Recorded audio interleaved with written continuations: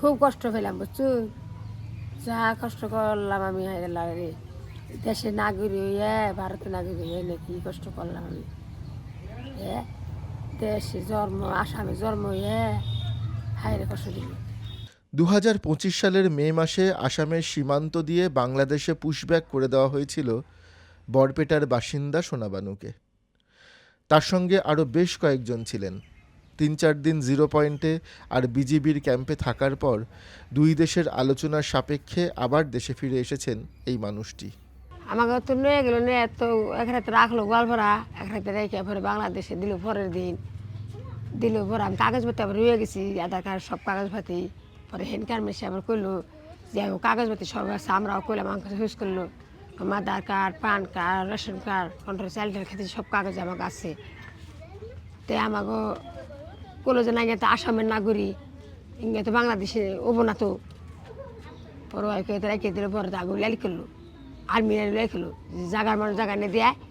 তোরা মিশা কথা বদনাম করে মিশা থেকে তোরা ফোন করে ওখানে আনসকে ইঙ্গে তো বাংলাদেশি মানুষ না তো। পরবাইকে তারা ক্যাম্পে নিল, জেলে নিল, 2 জেলে নিল, নিয়ে খেয়ে পরে খাওয়ার খেয়ে পরে মেলালি মানুষ ছিলাম, 14 জন বেশি আসছিলাম। পরে তাকেও দিল ছেড়ে, আমাকেও ছেড়ে দিল। কিন্তু সেই থেকে চোখে ঘুম নেই তার। চোখ বন্ধ করলেই মনে হয় এই বুঝি তাকে আবার তুলে নিয়ে গিয়ে বাংলাদেশ ছেড়ে আসবে কেউ। মনে তো হবই তো, মনে করে যে নিল যদি কি জানি আবার কি নিব না, আবার ই হবো, ডরটা আসেই তো। 3 বছর 3 মাস 13 দিন আসছিলাম। একটু ঘুম নাই, কি পানি, মশা, হাঁপ, বল্লা কামড়িয়ে বিল্ডিংয়ের মাথা কাম দেয় নাকি তো, খাওয়া নেই, খেদি নেই। এর আগে বেশ কয়েক বছর আসামের কোকরাঝাড়ে ডিটেনশন ক্যাম্পে থাকতে হয়েছে সোনাবানুকে। 1997 সাল থেকে তিনি ডি ভোটার, অর্থাৎ সেই তখন থেকেই তার নাগরিকত্ব নিয়ে প্রশ্ন তুলেছে রাষ্ট্র। পুশব্যাক হওয়া এই মানুষটি এবারেও আসামের নির্বাচনে ভোট দিতে পারবেন না, কিন্তু ভোট দেবেন তার মা, ভাইয়েরা, এমনকি মেয়েরাও। আগে তো ভোট দিতে নাম তাই না কাগজে। আশ্চর্য কথা হলো, গোটা পরিবারে একমাত্র এই একজনের নাগরিকত্ব নিয়েই সন্দেহ প্রকাশ করেছে রাষ্ট্র। তার বাবা, মা, ভাই, এমনকি মেয়েদের নাগরিকত্ব নিয়েও কোনো প্রশ্ন নেই।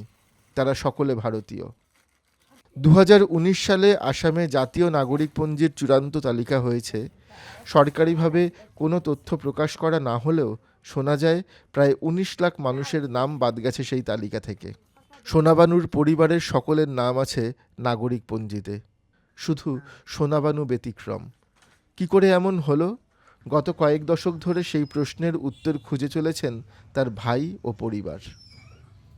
আমার ভাই বোনের সবার নাম আছে, মা আছে, বা আমার ভাইস্তা আছে, আমার ছেলেপেলে আছে, বা যে বোনটারে আপনি সন্দেহমূলক যারা ডিভোটার করছে তার ছেলে তার মেয়ে গুণারও অন্তত ভোট আছে। তারা 26শে বিধানসভায় তারা ভোট দেবো, আগে বড় দিতে আছে, অসুবিধা নাই ভোটার কোনো। কারণ পুলিশ প্রশাসন কি, বর্ডার পুলিশের কাছে আপনি একটা কথা জিজ্ঞেস করবেন, বর্ডার পুলিশে কয় এটা আমার দায়িত্ব না, এটা সরকার আমাকে দিছে, আমরা সরকারি কাম করতেছি, এটা আমাকে দায়িত্ব না, এটা আপনার কোর্টের মাধ্যমে দিয়ে কেস চালান। সোনাবানুকে যখন প্রথম ডিটেনশন ক্যাম্পে নিয়ে যাওয়া হলো, সেই তখন থেকে প্রশাসনিক কর্তা, রাজনীতিবিদ, উকিল, সাংবাদিকদের দরজায় দরজায় ঘুরছেন আশরাফ। দিদির সমস্ত কাগজপত্র নিজের আলমারিতে জমিয়ে রেখেছেন তিনি। আসাম হাইকোর্ট, সুপ্রিম কোর্ট, সর্বত্র এই সমস্ত কাগজপত্র নিয়ে ঘুরেছেন আশরাফ। সোনাবানুর মামলা এখনও চলছে সুপ্রিম কোর্টে। তিনি আদৌ নাগরিক নাকি নাগরিক নন, তার ফয়সালা এখনও হয়নি। সোনাবানু বুঝতেই পারেন না সমস্যা আসলে কোথায়। কেন ভোটার লিস্টে তার নামের পাশে ডি বসলো? কেন একটি পরিবারের একমাত্র একজনকে বাংলাদেশি বলে চিহ্নিত করা হলো?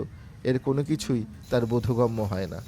বুড়া লিখে আছে, সব কাগজ আছে মা, তার কাছে কইছি সব কাগজ আমার আছে, এই কাগজপত্র থাকতে আমাকে হারা অবস্থা করতেছে। নিয়ে গেছিলাম ভূতের কাগজ, নিয়ে গেছি কাগজ দেখছেও তারা। সোনাবানুর স্বামী মারা গেছেন বহু বছর হলো। 4 মেয়ের বড় 2 জনের বিয়ে হয়েছে, তারাও এখন ভোট দেয়, দেশের নাগরিক। মায়ের যন্ত্রণা দেখে চোখে জল আসে মেয়েদের। বারবার মনে পড়ে যায় কিভাবে তাদের সামনে থেকেই মাকে ডিটেনশন ক্যাম্পে তুলে নিয়ে যাওয়া হয়েছিল। মনে পড়ে পুশব্যাক করার পর বাংলাদেশের এক ইউটিউবারের খবর দেখে তারা জানতে পারেন মা সীমান্তের ওপারে।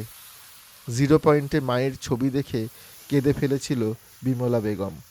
বেতে মা ছাড়া কেড়ে নাকি বাপ নাই ভাই নাই কুচি নাই। মায়ের কথা মনে হয় তাদের মেলা কষ্ট লাগে, চিগড়ে পারি মেলা খারাপ লাগে। গোবর লেপা মাটির উঠোনে খেলা করছে হাঁস মুরগি, খেলা করে ভবিষ্যৎ প্রজন্ম, সোনাবানুর ভাইয়ের ছেলে মেয়েরা। পিসির কাছে তারা ডিটেনশন ক্যাম্পের গল্প শোনে, 0 পয়েন্টের গল্প শোনে। গোটা পরিবার ঘিরে ধরে থাকে নাগরিক আর বেনাগরিকের মাঝখানে ঝুলে থাকা এক অস্তিত্বকে।